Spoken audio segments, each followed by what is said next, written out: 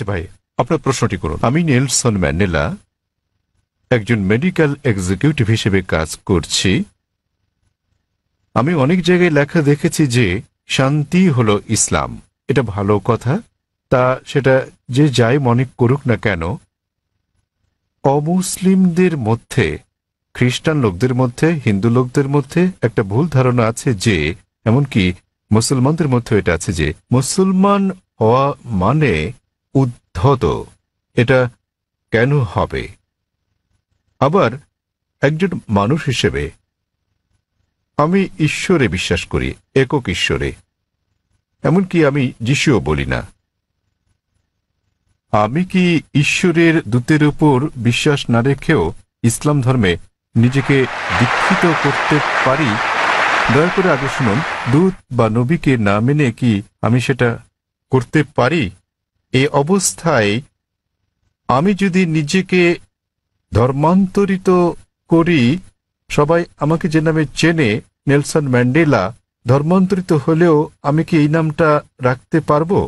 ভাই দুটো প্রশ্ন করেছেন। ওনার প্রথম প্রশ্নটা হচ্ছে যে কেন অমুসলিমরা ধরে নেয় যে মুসলিমরা, আপনারা জানেন যে তারা ইসলামের অনুসারী, ইসলাম মানে হলো শান্তি, কেন তারা ধরে নেয় যে মুসলিমরা উদ্ধত? ভাই আমি আপনার সঙ্গে একমত যে অধিকাংশ মুসলিমই মনে করে যে মুসলিমরা উদ্ধত, সহিংস ইত্যাদি। ভাই এর কারণটা হলো মিডিয়া। মিডিয়া মিডিয়া সেভাবেই মুসলিমদেরকে তুলে ধরে। আপনি আজকে দেখেন যে কোনো সন্ত্রাসী হামলা হলেই সাথে সাথে তারা মুসলিমদের দায়ী করে, সব সময়, ঠিক বা ঠিক যাই হোক না কেন। ওকলাহোমা বোমা হামলা যুক্তরাষ্ট্রে, যাতে প্রায় 166 জন মানুষ মারা গিয়েছিল, এটা ছিল আমেরিকার মাটিতে সবচেয়ে বড় বোমা হামলা। দিনের পর দিন এটাকে বলা হলো মধ্যপ্রাচ্য ষড়যন্ত্র, এতে মুসলিমরা জড়িত। পরবর্তী সময়ে তারা জানতে পারল যে এতে জড়িত ছিল 2 জন মার্কিন সৈন্য, কমিউনিস্ট, তারা জড়িত ছিল। এটা সংক্ষিপ্ত সংবাদে এলো, শেষ ঘটনা শেষ। তো মুসলমানদের ব্যাপারে হলে শিরোনামে চলে আসে, আর অমুসলিমরা জড়িত থাকলে এটা সংক্ষিপ্ত সংবাদ। যেমন ভারতীয় সংবাদপত্রে আপনি দেখবেন যে একজন 50 বছর বয়স্ক আরব, 50 বছরের বয়সের আরব মুসলিম 19 বছরের এক মেয়েকে বিয়ে করছে। দেখবেন যে অনেক বড় সংবাদ, শিরোনাম। পরের দিন 50 বছর বয়স্ক অমুসলিম 9 বছরের মেয়েকে ধর্ষণ করেছে, এটা আসে সংক্ষিপ্ত সংবাদ। তো মিডিয়া প্রথম পাতায় তুলে ধরে একজন 50 বছরের মুসলমান 19 বছরের মেয়েকে বিয়ে করছে, আর 50 বছর বয়স্ক অমুসলিম 9 বছরের মেয়েকে ধর্ষণ করছে, ছোট করে আসে। তো এই হচ্ছে আমাদের মিডিয়া। তাই আমি লেকচার দিয়েছি মিডিয়া এবং ইসলাম, যুদ্ধ না শান্তি বিষয়ে। এটা ছিল, এই আলোচনাটা আমি প্রায় 1 বছর আগে দিয়েছিলাম বোম্বেতে, মিডিয়া ও ইসলাম, যুদ্ধ না শান্তি, এবং আরো অনেক জায়গায়। আর মিডিয়া কিভাবে কি করে বিস্তারিত বলেছি। ভাই আপনাকে একটা প্রশ্ন করি, আপনি কি আমাকে উদ্ধত মনে করেন? না। মাশাআল্লাহ। আপনি কি মনে করেন এখানে যারা বসে আছেন তারা সবাই উদ্ধত? কেউ কেউ, সরি, কারো কারো মুখ দেখে মনে হয়। না না ভাই, আপনি দেখেন, আপনি অতিথিতে দেখুন, তাদের চেহারা দেখুন। ঈশ্বর কাউকে যে চেহারা দেন তার জন্য কি তাকে দোষী করা যায়? আমি আপনার মুখ দেখতে পাচ্ছি না, এখান থেকে আপনার মুখ দেখতে পাচ্ছি না, আপনি পর্দা আমার মুখ দেখতে পাচ্ছেন, আমি দেখছি না। খোদা না করুক আপনার চেহারা যদি উদ্ধত হয়, আপনাকে দায়ী করা যাবে? না না। তাই কখনো বলবেন না যে চেহারা উদ্ধত। হ্যাঁ, কারো ব্যবহার যদি আপনাকে খোঁচা মেরে থাকে, এখানে কেউ কেউ আপনাকে মেরেছে, আপনাকে কেউ গালাগাল করেছে? না। তো ভাই আপনি যদি বলেন চেহারা উদ্ধত, তাহলে আপনাকে আবার ভেবে দেখতে হবে। দেখুন, চেহারা হলো ঈশ্বর প্রদত্ত, তাই কাকে দায়ী করবেন, ঈশ্বরকে না মানুষকে? অথবা নিজেকে দায়ী করতে পারেন যে আপনি মনে করেছেন সে উদ্ধত। আরেকটা ব্যাপার দেখেন ভাই, মনোবিজ্ঞান আছে। মনোবিজ্ঞানে বলা হয় যে, দেখেন আমি একজন মেডিকেল ডাক্তার, মনোবিজ্ঞানে বলা হয়, ধরেন আপনি ভাবছেন যে মিস্টার এ আপনার শত্রু, আপনার মনে হচ্ছে মিস্টার এ আপনার শত্রু, ঠিক আছে? কিন্তু তিনি একজন সাধারণ মানুষ, গড়পড়তা মানুষ। যখনই মিস্টার এ কে দেখছেন, তাকে শত্রু ভাবছেন আপনি, এবং আপনি রেগে যাচ্ছেন, তার দিকে এভাবে তাকাচ্ছেন। তিনি একজন স্বাভাবিক মানুষ, যেহেতু আপনি সেভাবে তাকাচ্ছেন, তিনিও রেগে যাচ্ছেন। তো যখনই তিনি রাগছেন, হ্যাঁ বলেছিলাম না, দেখলেন আমার দিকে কিভাবে তাকাচ্ছে? প্রথমে তো আপনি তাকিয়েছেন, তিনি একজন সাধারণ মানুষ। যেহেতু আপনি মনে মনে ভেবে নিয়েছেন যে মিস্টার এ আপনার শত্রু, তিনি যখনই আসেন আপনি শত্রুর মতো আচরণ করছেন তার সাথে। তিনি স্বাভাবিক, কিন্তু আপনি তাকে দেখছেন, তার চলাফেরা দেখছেন, রেগে তাকাচ্ছেন। তিনি ভাবছেন এই লোক কেন আমার দিকে রেগে তাকাচ্ছে, তাই তিনিও রেগে যাচ্ছেন। তখন আপনি বলছেন দেখেন আমার দিকে কিভাবে তাকাচ্ছে, কিন্তু শুরু করেছে কি আপনি। তো এই মনস্তাত্ত্বিক মিডিয়া মানুষের মনের মধ্যে মাকড়সার জাল তৈরি করে দিয়েছে। মিডিয়ার ফাঁদ হচ্ছে মুসলমানরা উদ্ধত, সন্ত্রাসী, সহিংস, আপনাকে মেরে ফেলবে। তো আপনি খুব সাবধান হয়ে গেলেন, মানুষের মুখের দিকে তাকাচ্ছেন, হয়তো কেউ সন্ত্রাসীর মতো দেখতে। কারণ যখনই তারা বলছে সন্ত্রাসী, মাথায় টুপি পরিয়ে দিচ্ছে। তো যখনই মাথায় টুপি পরা কাউকে দেখছেন আপনি ভাবছেন সন্ত্রাসী। তো আসলে এটা হলো মিডিয়া যেভাবে বিষয়টাকে দেখাচ্ছে। তাই টুপির সাথে আমি স্যুট পরি, পশ্চিমা পোশাক এবং ইসলামী পোশাক, আর পাজামা আমার গোড়ালির উপরে, তো আমি এটা মিশ্রণ করি। মিশ্রণ হলো পশ্চিমা সংস্কৃতির, হালাল কিছু আমি নিতে পারি, কিন্তু আমি মাথায় টুপি পরি। তো আসলে এটা হলো মিডিয়া। কিন্তু এমনিতে হ্যাঁ, সমাজে কিছু বিপদগামী লোক থাকতে পারে। আমি বলছি না যে নিজেদের মুসলমান দাবি করা সকল মুসলমানই ভালো লোক, সকল ধার্মিক মুসলমান ভালো, কিন্তু মুসলমান নামধারী সবাই ধার্মিক মুসলমান নাও হতে পারে। ভাই আপনি বলেন তো, ভারতের সবচেয়ে বেশি ভারতীয়কে কারা হত্যা করেছে? কারা? আপনি কি জানেন? না। কাশ্মীর। কাশ্মীর জানেন তো? কাশ্মীর, হ্যাঁ। হ্যাঁ, আপনি কোথায় শুনেছেন? মিডিয়ায়। একদম ঠিক, কাশ্মীর। কিছু হলে কাশ্মীরি মুসলমান, জিহাদি, ঠিক তো? ভাই আপনি কি জানেন ভারতের সবচেয়ে বেশি লোকদের কারা হত্যা করেছে? হয়তো কাশ্মীরিরা, তাই তো? না, আপনার কি মনে হয়, আপনি কি মনে করেন হয়তো তারাই? হয়তো। হয়তো, ঠিক আছে, এটা একদম অবাস্তব কথা। আপনি কি জানেন আসামে কতজন লোককে হত্যা করা হচ্ছে? উলফা, উলফার নাম শুনেছেন হয়তো, হয়তো সংক্ষিপ্ত সংবাদে, তাই তো? সংক্ষিপ্ত শিরোনামে নয়। উলফা হচ্ছে একটা হিন্দু সন্ত্রাসী সংগঠন। তাদের প্রধান উদ্দেশ্য হলো মুসলিমদের হত্যা করা।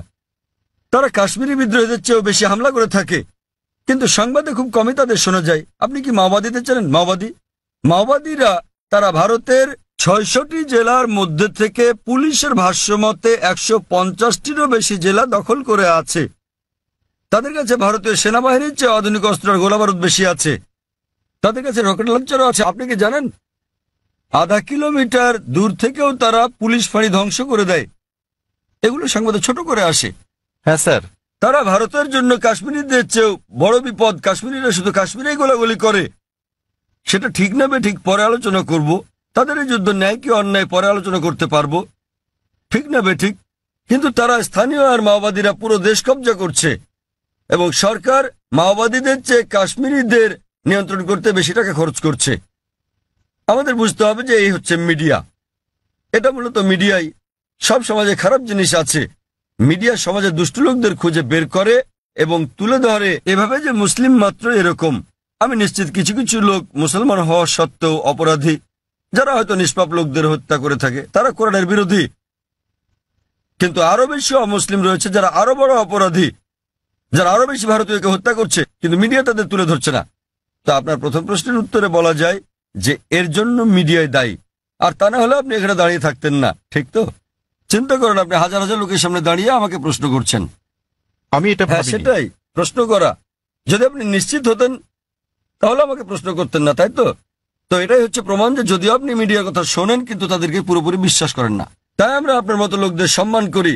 নেলসন ম্যান্ডেলা, আর এটা আমাকে দক্ষিণ আফ্রিকার সেই মহান নেতার কথা মনে করিয়ে দেয়, নেলসন ম্যান্ডেলা। এবার আপনার দ্বিতীয় প্রশ্নে আসি। আপনি বলেছেন যে আপনি একজন খ্রিস্টান এবং যীশু খ্রিস্টের উপর বিশ্বাস স্থাপন করেন।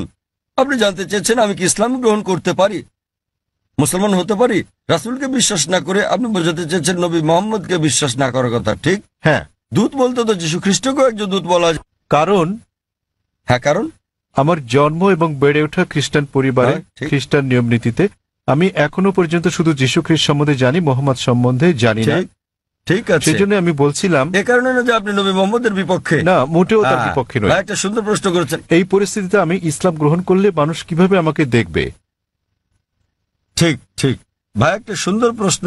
আর আমাকে কি নামও পরিবর্তন করতে হবে? কারণ আমার ড্রাইভিং লাইসেন্স, পাসপোর্ট, সরকারি সম্পত্তি সব আপনার এই এই নামে নেলসন করা ম্যান্ডেলার আছে। নামটা পরিবর্তন করতে হবে কিনা? ভাই, একটা ভালো প্রশ্ন করেছেন যে খ্রিস্টান পরিবারের জন্মের কারণে তিনি আগের নবীদের সম্বন্ধে জানেন, তিনি যীশু খ্রিস্টের সম্পর্কেও জানেন, ইসলাম ধর্ম সম্পর্কে পড়েছেন, তিনি ইসলামের দর্শনে একমত, ইসলাম গ্রহণও করতে চান, কিন্তু নবী মোহাম্মদ সাল্লাল্লাহু আলাইহি ওয়াসাল্লাম সম্পর্কে তেমন কিছু জানেন না। ঠিক আছে, হ্যাঁ, এই কারণে তিনি নবী মোহাম্মদ সাল্লাল্লাহু আলাইহি ওয়াসাল্লামের উপর বিশ্বাস না এনে ইসলাম গ্রহণ করতে পারবেন কিনা, এই তার প্রশ্ন। আর তাকে তো নাম পাল্টাতে হবে কিনা।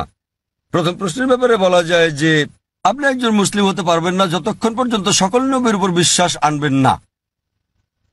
আমাদের সেই সকল নবীগণের উপরও বিশ্বাস আনতে হবে যাদের নাম কোরআনে আছে। তিনি যদি আল্লাহর একজন দূত হয়ে থাকেন, তাদের আমাদের ভালোবাসতে হবে, সম্মান করতে হবে। আর আপনার জানার জন্য বলছি, ইসলাম হলো একমাত্র খ্রিস্টান ধর্ম বিশ্বাস যা বিশ্বাসের একটি ধারা হিসেবে যীশু খ্রিস্টকে বিশ্বাসের কথা বলেছে। কোন মুসলিমই মুসলিম নয় সে যদি যীশু খ্রিস্টের উপর বিশ্বাস স্থাপন না করে। আমরা বিশ্বাস করি যে তিনি আল্লাহ সুবহানাহু ওয়া তাআলার সর্বশক্তিমান আল্লাহর সবচেয়ে প্রভাবশালী নবীগণের একজন। আমরা বিশ্বাস করি যে তিনি মসীহ, যাকে বলা হয় খ্রিস্ট। আমরা বিশ্বাস করি যে তিনি অলৌকিকভাবে জন্মগ্রহণ করেছিলেন, কোনো পুরুষের হস্তক্ষেপ ছাড়াই, যা অনেক আধুনিক খ্রিস্টানই বিশ্বাস করে না। আমরা বিশ্বাস করি যে তিনি আল্লাহর অনুমতি নিয়ে মৃতকে জীবন দান করেছিলেন। আমরা বিশ্বাস করি যে তিনি জন্মান্ধ এবং কুষ্ঠরোগীকে আল্লাহর সাহায্য নিয়ে ভালো করেছিলেন। খ্রিস্টান এবং মুসলিমরা এখানে একসাথে চলে। কিন্তু কেউ প্রশ্ন করতে পারে, তাহলে দুটোর পার্থক্য কোথায়? দুটোর পার্থক্য হচ্ছে, অনেক খ্রিস্টানই বিশ্বাস করেন যে যীশু খ্রিস্ট বা ঈসা আলাইহিস সালাম নিজের অমরত্ব দাবিদার। তিনি বলেন যে তিনি ঈশ্বর। প্রকৃতপক্ষে আপনি যদি বাইবেল পড়েন, দেখবেন কোথাও এমন একটাও নিঃশর্ত বক্তব্য নেই সমগ্র বাইবেলে যেখানে যীশু খ্রিস্ট বা ঈসা আলাইহিস সালাম নিজে বলেছেন যে আমি ঈশ্বর অথবা তোমরা আমার উপাসনা করো। আমি আবারও বলছি, যদি পড়েন বাইবেল, সেখানে একটিও নিঃশর্ত বক্তব্য নেই, একটিও দ্ব্যর্থহীন বাক্য পাবেন না সমগ্র বাইবেলে যেখানে যীশু খ্রিস্ট বা ঈসা আলাইহিস সালাম নিজে বলেছেন যে আমি ঈশ্বর অথবা তোমরা আমার উপাসনা করো। এমনকি বাইবেলে দেখবেন যীশু খ্রিস্ট বা ঈসা আলাইহিস সালাম নিজে বলেছেন। এর উল্লেখ আছে গসপেল অফ জন অধ্যায় নম্বর 14 অনুচ্ছেদ নম্বর 28। যীশু খ্রিস্ট নিজে বলেছেন, আমার পিতা আমার চেয়ে মহান। গসপেল অফ জন অধ্যায় নম্বর 10 অনুচ্ছেদ নম্বর 29, আমার পিতা সবার চেয়ে মহান। গসপেল অফ ম্যাথিউ অধ্যায় নম্বর 12 অনুচ্ছেদ নম্বর 28, আমি ঈশ্বরের শক্তি দিয়ে শয়তানকে পরাভূত করি। গসপেল অফ লুক অধ্যায় নম্বর 11 অনুচ্ছেদ নম্বর 20, আমি ঈশ্বরের আঙ্গুলের ইশারায় শয়তানকে পরাভূত করি। গসপেল অফ জন অধ্যায় নম্বর 5 অনুচ্ছেদ নম্বর 30, আমি নিজের থেকে কিছুই করতে পারি না, আমি যেমন শুনি তেমন বিচার করি, আর আমার বিচার ন্যায্য, কারণ আমি নিজের ইচ্ছায় চলি না, আমার পিতার ইচ্ছায় চলি। যে বলবে আমি সর্বশক্তিমান আল্লাহর ইচ্ছার অনুসারে নিজের ইচ্ছার নই, সে একজন মুসলিম। যীশু খ্রিস্ট সাল্লাল্লাহু আলাইহি ওয়াসাল্লাম ছিলেন একজন মুসলিম। তিনি কখনোই দেবত্ব দাবি করেননি, তিনি কখনোই বলেননি যে তিনি ঈশ্বর। আর আপনি যদি বাইবেল পড়েন, সেখানে বুক অব অ্যাক্টসে আছে অধ্যায় নম্বর 2 অনুচ্ছেদ নম্বর 22 যে হে ইসরায়েলের লোকেরা, এই নাজারেথের যিশুর কথা শোনো। তোমাদের মধ্যে হতে ঈশ্বর কর্তৃক মনোনীত ব্যক্তি, যিনি অলৌকিক অবিশ্বাস্য কাজ করেন ঈশ্বরের মাধ্যমে, আর তোমরা তার সাক্ষী। ঈশ্বর কর্তৃক মনোনীত এক ব্যক্তি তোমাদের মধ্যে আছেন, যিনি অলৌকিক অবিশ্বাস্য কাজ করেন ঈশ্বরের মাধ্যমে, আর তোমরা তার সাক্ষী। আর যখন যীশু খ্রিস্ট সাল্লাল্লাহু আলাইহি ওয়াসাল্লামকে জিজ্ঞেস করা হলো আপনার প্রথম নির্দেশ কি, তিনি অক্ষরে অক্ষরে সেই কথাটাই বললেন যা মুসা আলাইহিস সালাম বলেছিলেন বুক অব ডিউটেরোনমি অধ্যায় 6 অনুচ্ছেদ 4-এ।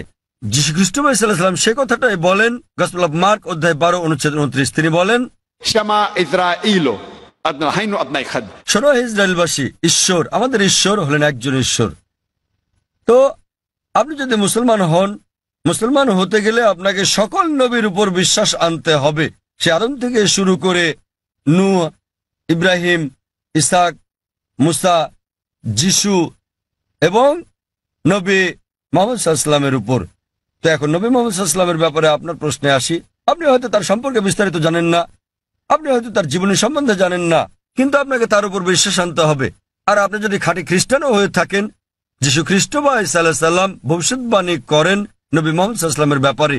নবী মুহাম্মদ সাল্লাল্লাহু আলাইহি সাল্লামের ব্যাপারে ভবিষ্যৎবাণী করা হয়েছে ওল্ড টেস্টামেন্টে, এমনকি নিউ টেস্টামেন্টেও ভবিষ্যৎবাণী করা হয়েছে বুক অব ডিউটেরোনমিতে অধ্যায় 18 অনুচ্ছেদ 18, বুক অব ডিউটেরোনমি অধ্যায় 18 অনুচ্ছেদ 19, বুক অব আইজায়া অধ্যায় 29 অনুচ্ছেদ 12, সং অব সলোমন অধ্যায় 5 অনুচ্ছেদ 16। এমনকি নিউ টেস্টামেন্টেও তার কথা বলা হয়েছে। যীশু খ্রিস্ট সাল্লাম বলেছেন নবী মুহাম্মদ সাল্লাল্লাহু আলাইহি সাল্লামের আগমনের ব্যাপারে গসপেল অফ জন অধ্যায় 14 অনুচ্ছেদ 16, গসপেল অফ জন অধ্যায় 15 অনুচ্ছেদ 26, গসপেল অফ জন অধ্যায় 16 অনুচ্ছেদ 7 এবং গসপেল অফ জন অধ্যায় 16 অনুচ্ছেদ 12 থেকে 14। আপনার বোঝার জন্য আমি শুধু শেষের অনুচ্ছেদটা বলবো। সবার শেষে যেটা বললাম, যীশু খ্রিস্ট সাল্লাম বলেন গসপেল অফ জন অধ্যায় নম্বর 16 অনুচ্ছেদ 12 থেকে 14 যে তোমাদেরকে আমার অনেক কিছুই বলার আছে, কিন্তু তোমরা এখন তা গ্রহণ করতে পারবে না। যখন সত্যের আত্মা আসবেন, তিনি তোমাদের সত্যের পথে পরিচালিত করবেন। তিনি নিজ থেকে কিছু বলবেন না, তিনি যা শুনবেন তাই বলবেন। তিনি আমাকে মহিমান্বিত করবেন। তো এখানে যীশু খ্রিস্ট বা ঈসা আলাইহিস সালাম বলছেন নবী মুহাম্মদ সাল্লাল্লাহু আলাইহি সাল্লামের ব্যাপারে।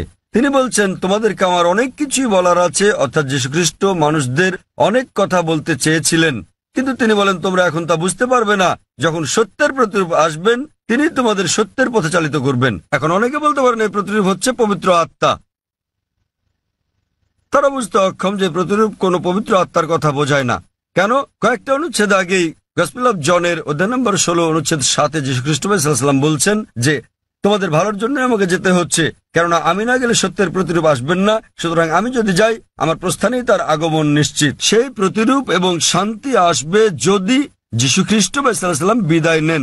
যীশু খ্রিস্ট এই পৃথিবীতে আসার অনেক আগে থেকে এই প্রতিরূপ এখানে ছিলেন। তিনি এখানে ছিলেন যখন যীশু খ্রিস্ট জন্মগ্রহণ করেন। তিনি তখনও ছিলেন যখন তাকে দীক্ষা দেওয়া হয়। তো এই প্রতিরূপ এবং শান্তির দূত কোন পবিত্র আত্মাকে বোঝায় না। এটা সর্বশেষ এবং চূড়ান্ত নবী মুহাম্মদ সাল্লাল্লাহু আলাইহি সাল্লামের কথা বোঝায়। কারণ ভবিষ্যৎবাণী বলছে তিনি যাই শুনবেন তিনি বহন করবেন। আর আমরা জানি যে নবী মুহাম্মদ সাল্লাল্লাহু আলাইহি সাল্লাম সর্বশক্তিমান আল্লাহর কাছ থেকে দৈববাণী পেয়েছিলেন এবং তিনি তা প্রচার করেছিলেন। আর নবী মুহাম্মদ সাল্লাল্লাহু আলাইহি সাল্লাম এই পৃথিবীতে একমাত্র ধর্মদূত যিনি যীশু খ্রিস্টকে মহিমান্বিত করেছেন। আর কোন ধর্ম বিশ্বাস নেই যা যীশু খ্রিস্টকে বিশ্বাস করার ব্যাপারে কথা বলে অনুচ্ছেদ তৈরি করে। এই মহিমান্বিত কোরআন নবী মুহাম্মদ সাল্লাল্লাহু আলাইহি সাল্লামের বাণীর কারণে, আর তিনি যে দৈববাণী ধারণ করেছেন সে কারণে 150 কোটিরও বেশি মানুষ আজ যীশু খ্রিস্টকে ঈশ্বরের দূত হিসেবে বিশ্বাস করে থাকে। যদি নবী মুহাম্মদ সাল্লাল্লাহু আলাইহি সাল্লাম সেটা না বলতেন, যদি এই কিতাবে তার কথা প্রকাশিত না হতো, তাহলে আমরা বিশ্বাস করতাম না যে যীশু খ্রিস্ট ঈশ্বরের দূত। যেহেতু নবী মুহাম্মদ সাল্লাল্লাহু আলাইহি সাল্লাম বলেছেন, আমরা সকল মুসলমান সন্দেহাতীতভাবে বিশ্বাস করি যে যীশু খ্রিস্ট সাল্লাল্লাহু আলাইহি সাল্লাম আল্লাহর সবচেয়ে প্রভাবশালী নবীদের মধ্যে একজন। একইভাবে আপনি যদি খ্রিস্টান হন আর আপনার ধর্মগ্রন্থ পড়েন, নবী যীশু খ্রিস্ট সাল্লাল্লাহু আলাইহি সাল্লাম ভবিষ্যৎবাণী করে গেছেন সর্বশেষ ও চূড়ান্ত নবী মুহাম্মদ সাল্লাল্লাহু আলাইহি সাল্লামের আগমনের ব্যাপারে। এখন যেহেতু আমি তুলনামূলক ধর্ম নিয়ে পড়ি, আমি হয়তো যীশু খ্রিস্ট সম্পর্কে অনেক কিছু জানি, কিন্তু অধিকাংশ মুসলমানই আপনি যদি জিজ্ঞেস করেন যিশুকে ছিলেন, তিনি একজন নবী, কিন্তু আপনি বিস্তারিত জিজ্ঞেস করলে তারা নাও জানতে পারে। তারা বিশ্বাস করে যে তিনি নবী। আমি তুলনামূলক ধর্মতত্ত্ব, বাইবেল এগুলো পড়ার পরে হয়তো অন্য মুসলমানদের চেয়ে অনেক বেশি জানি, কিন্তু সকল মুসলমানকে বিশ্বাস করতে হবে যে তিনি একজন নবী। একইভাবে একজন মুসলমান হওয়ার জন্য আপনাকে অন্তত এটা মেনে নিতে হবে যে নবী মুহাম্মদ সাল্লাল্লাহু আলাইহি সাল্লাম নবী মুহাম্মদ আল্লাহর দূত। যদি না মানেন তাহলে হতে পারবেন না, কারণ তিনি সর্বশেষ ও চূড়ান্ত নবী। আপনি হয়তো তার সম্বন্ধে বিস্তারিত জানেন না, কিন্তু আপনাকে বিশ্বাস করতে হবে তিনি একজন নবী। এবার আপনার শেষ প্রশ্নে আসি যে যদি আপনি ইসলাম গ্রহণ করেন, আপনাকে নাম পরিবর্তন করতে হবে কিনা। যদি আপনার নামের সাথে শিরক জড়িত থাকে, অর্থাৎ আল্লাহর সাথে অন্য কাউকে শরিক করা, তখনই আপনার নাম পরিবর্তন করাটা আবশ্যিক হবে। আর না হলে আপনার নাম পরিবর্তন করাটা আবশ্যিক নয়, এটা ঐচ্ছিক। আপনি চাইলে এটা করতে পারেন, না চাইলে দরকার নেই। তবু মুসলমান হতে গেলে নাম পরিবর্তন করাটা জরুরি নয়। আপনার বিশ্বাস পরিবর্তন করতে হবে। বিশ্বাস পরিবর্তন মানে বিশ্বাস করা যে ঈশ্বর একজনই, যাকে উপাসনা করা যায়। আর নবী মুহাম্মদ আল্লাহর দূত এবং অন্যান্য সকল নবী আদম আলাইহিস সালাম থেকে শুরু করে নূহ, ইব্রাহিম, মুসা, যিশু এবং সকল নবীদের সাথে নবী মুহাম্মদ সাল্লাল্লাহু আলাইহি সাল্লামের উপরও বিশ্বাস আনা। কেউ যদি বলে যে আমি মুসলমান হতে চাই কিন্তু আমি যীশু খ্রিস্টকে ঈশ্বরের দূত বলে মানি না, একজন মুসলমানের বিশ্বাস করতেই হবে। সে যদি না জেনে থাকে, যে মুহূর্তে আমি তাকে কোরআন দেখাবো কোরআন বলছে, সে বিশ্বাস করা শুরু করবে। সে বিশ্বাস করবে যে যীশু খ্রিস্ট আল্লাহর একজন দূত। একইভাবে একজন মুসলমানের জন্য সকল নবীদের উপর বিশ্বাস আনা উচিত। নবী মুহাম্মদ সাল্লাল্লাহু আলাইহি সাল্লাম ছাড়াও আদম থেকে মুহাম্মদ সাল্লাল্লাহু আলাইহি সাল্লাম পর্যন্ত যারা যারা এসেছিলেন, কিন্তু নাম পরিবর্তন করাটা আবশ্যিক নয়। আপনি বলছেন আপনার ড্রাইভিং লাইসেন্সে নেলসন ম্যান্ডেলা নাম আছে, আপনার পাসপোর্ট আপনাকে পাল্টাতে হবে না, ড্রাইভিং লাইসেন্স বদলাতে হবে না। লোকে আপনাকে নেলসন বলে ডাকতে পারে, কোনো সমস্যা নেই। কিন্তু তারপরেও আপনার মনে যে ঈশ্বর মাত্র একজনই, যাকে উপাসনা করা যায়, তিনি ছাড়া আর কাউকে নয়, এবং নবী মুহাম্মদ ঈশ্বরের একজন দূত। বাকি সকল নবী সহ আদম থেকে শুরু করে যিশু, মুহাম্মদ সাল্লাল্লাহু আলাইহি সাল্লাম। তো আপনি কি বিশ্বাস করেন যে মোহাম্মদ ঈশ্বরের একজন দূত, ভাই নেলসন। হ্যাঁ স্যার। আমি যদি বলি যে আপনার নাম নেলসনই রাখতে পারেন, বিশ্বাস করবেন যে মোহাম্মদ ঈশ্বরের একজন দূত? হ্যাঁ স্যার। আপনি হয়তো তার সম্পর্কে বেশি কিছু জানেন না। আপনি হয়তো জানেন না যে তিনি কোথায় জন্মগ্রহণ করেন। যদি জানেন তো ভালো, কিন্তু এটা বাধ্যতামূলক নয়। তখন বিশ্বাস করবেন যে নবী মুহাম্মদ সাল্লাল্লাহু আলাইহি ওয়াসাল্লাম ঈশ্বরের দূত? হ্যাঁ স্যার। আপনি বিশ্বাস করেন? হ্যাঁ। আপনি হয়তো বিস্তারিত জানেন না, তাও বিশ্বাস করেন? হ্যাঁ। আপনি বিশ্বাস করেন যে ঈশ্বর একজন? হ্যাঁ। আপনি কি মানেন যে যীশু খ্রিস্ট ঈশ্বর নন? যিশু ঈশ্বর নন, যিশু ঈশ্বরের একজন দূত। খুব ভালো, মাশাআল্লাহ। তো আপনি কি শাহাদাত পড়তে চান? হ্যাঁ আচ্ছা, অবশ্যই। আমি আরবিতে বলবো, আপনি সাথে সাথে বলবেন। আপনি কি মানেন যে ঈশ্বর একজন? হ্যাঁ। আপনি কি মানেন যে নবী মুহাম্মদ সাল্লাল্লাহু আলাইহি ওয়াসাল্লাম ঈশ্বরের একজন দূত? আপনি কি মানেন যে যীশু খ্রিস্ট ঈশ্বরের একজন দূত? হ্যাঁ। কেউ কি আপনাকে জোর করছে গ্রহণ করতে ইসলাম? না। কেউ আপনার উপর চাপ প্রয়োগ করছে? না। কোনো অর্থনৈতিক চাপ, টাকা? না। টাকার কোনো হ্যাঁ। ব্যাপার নেই। তো আপনি মন থেকেই বলছেন, হ্যাঁ। আপনার নিজের ইচ্ছাতে, হ্যাঁ। কোনো চাপ নেই আপনার উপর। বেশ, না। আমি আরবিতে বলবো, আপনি সাথে সাথে বলবেন। আশহাদু আশহাদু আল্লাহ আল্লাহ ইলাহা ইলাহা ইল্লাল্লাহ ইল্লাল্লাহ ওয়া আশহাদু ওয়া আশহাদু আন্না আন্না মুহাম্মাদান মুহাম্মাদান আবদুহু আবদুহু ওয়া রাসূলুহু। ওয়া রাসূলুহু। মাশাআল্লাহ। আমি সাক্ষ্য দিচ্ছি,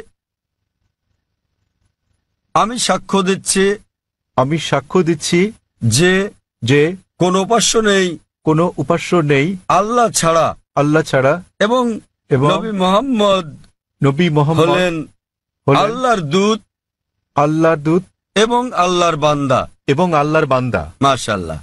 ভাই, আপনি এখন মুসলিম এবং আপনি আল্লাহর কাছে প্রার্থনা করেন যেন তিনি আপনাকে হিদায়াত দেন এবং ইনশাআল্লাহ জান্নাতে জায়গা দেন। এই জীবন হলো পরকালের জন্য পরীক্ষা। তিনি আপনাকে ইনশাআল্লাহ জান্নাতে নিয়ে যাবেন। এবং আমি অন্যান্য ভাইদের প্রতি বলবো যে যখনই কেউ গ্রহণ করবেন ইসলাম, আপনারা বিষয়টার প্রতি খেয়াল রাখবেন এবং আন্তরিকভাবে সহযোগিতা করবেন, আরও সহনশীল হবেন। কারণ আমাদের দিনে একজন নতুন মানুষ আসছেন, তাকে আপনার সামর্থ্য অনুযায়ী সাহায্য সহযোগিতা করুন। এবং ইনশাআল্লাহ আমি দোয়া করছি আপনি আপনার নাম নেলসনই রাখতে পারেন। আপনাকে নাম বদলাতে হবে না, এটা আসলে আবশ্যিক নয়। আপনাকে নাম বদলাতে হবে না, আপনার নাম নেলসনই রাখতে পারেন এবং একই সাথে একজন ধার্মিক মুসলিম হতে পারবেন। কোরআন বুঝে পড়ার চেষ্টা করবেন এবং যতটুকু নির্দেশনা আপনি পাবেন ইনশাআল্লাহ তা প্রয়োগ করেন। এবং আমি আপনাকে অনুরোধ করছি আমার জন্য দোয়া করবেন। ধন্যবাদ।